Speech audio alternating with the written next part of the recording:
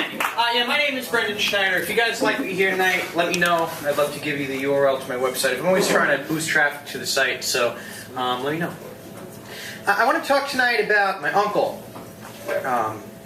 My uncle is a wise ass. He always has been. My mom says that when they were little kids and they'd be jerking around in church, the older people would turn around to shush them, but my uncle was never afraid of giving it right back. Shh, this is church, be quiet. Shut up. Drop dead. And he was 11.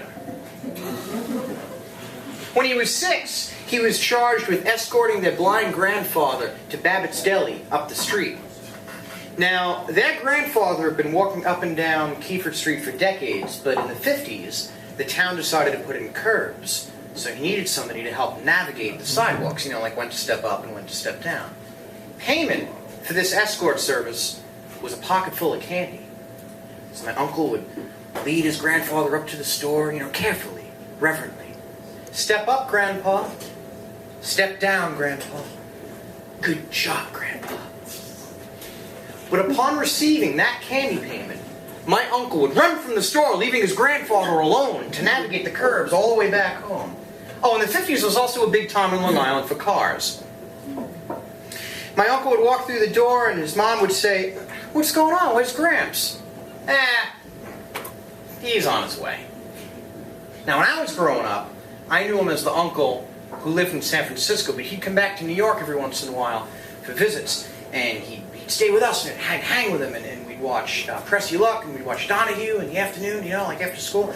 And one afternoon, my older brother comes walking through the door, and he had just gotten back from McDonald's.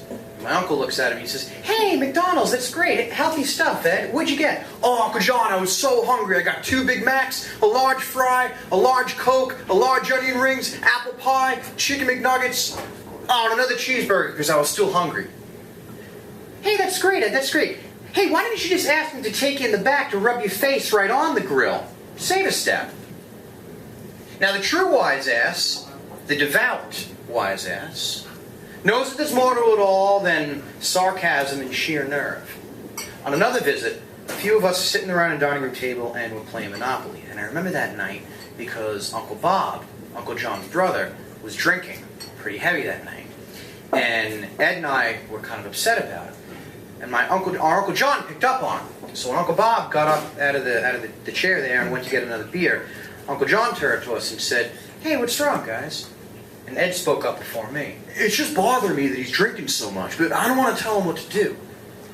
Now, Ed was 15, but Uncle John looked him in the eye the way that the adults looked at one another.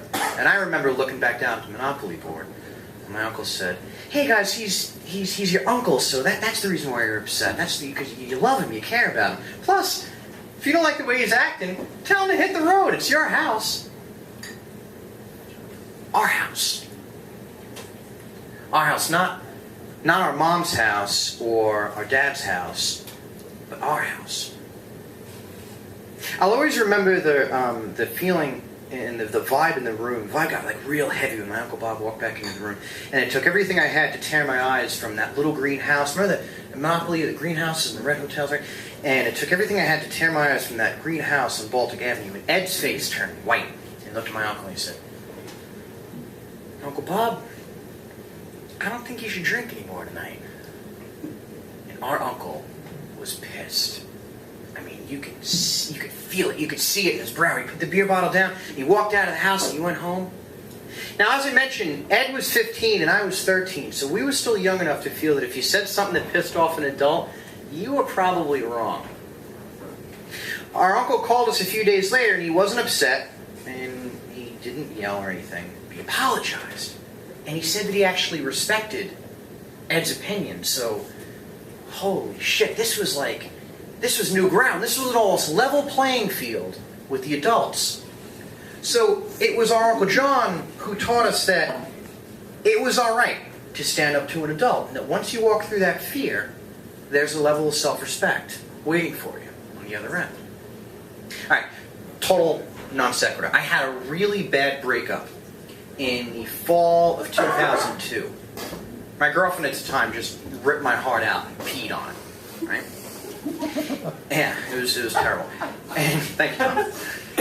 It was awful. You know that hurt there. So the following spring, my head was still pretty cluttered. So I called my Uncle John. I said, I don't know, Uncle John, I'm not as doomed out as I was, but man, some days. Well, here's what I want you to do, Brendy. Brendy, he's never paid much attention to the last letter in my name. In your mind, okay, I want you to think of a giant book. Then I want you to stab it right through the front cover.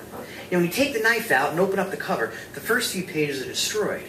But the further along you go, there's less and less evidence that that damage even took place. I mean, the tears give way to what? Folds, then indentations, until the pages are clean again. But the story, your story, is that much further along. You are that much more experienced. Wow, John, how do you come up with that one? Some girl ripped my heart out when I was in my 20s, and I wanted to fucking kill her. Instead, I stabbed the book. These days, my uncle is a licensed marriage and family therapist with a practice on Long Island. Yeah. And he isn't one of these quote-unquote professionals, you know, that, Tell me about your father. He's real. He's, I don't know, he's been there. He's a wise ass with a sharp accent on the wise. My name is Brendyn Schneider. Thank you very much.